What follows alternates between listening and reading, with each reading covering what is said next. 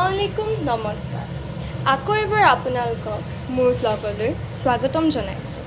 এয়া চাওক, আজি ঈশানীৰ বাৰ্থডে আৰু এতিয়া বাৰ্থডে প্ৰিপাৰেশ্যন হৈ আছে। এয়া বৌয়ে বনাই আছে। কি বনাইছে? এয়া চানাডাল, এইফালে পনীৰ ৰেডি কৰিছে। এইটো পনীৰৰ গ্ৰেভি। ঈশানী এতিয়ালৈকে ৰেডি হোৱা নাই, বাকী মই আপোনালোকক দেখাই থাকিম। এইফালে জিৰা ৰাইচ বনাব, তাৰ কাৰণে চাউলটো তিয়াই ৰাখিছে।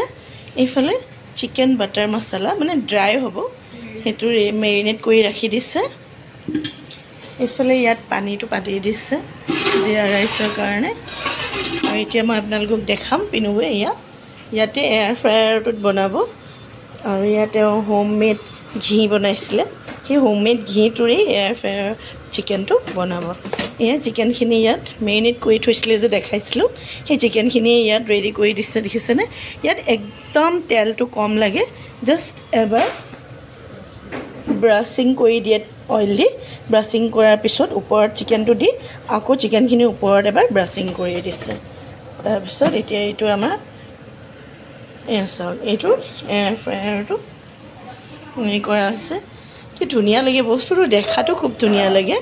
এতিয়া বৌয়ে তাক অন কৰি দিলে, 180 ডিগ্ৰীত দিছে। হোৱাৰ পিছত আপোনালোকক বাকীখিনি দেখাম। এয়া চাওক, এতিয়া হৈ গৈছে ইয়াত জিৰা ৰাইচটো। দেখিছেনে? অলপ অলপ ধোঁৱা ওলাই আছে, স্মেলটো বহুত ধুনীয়া ওলাইছে।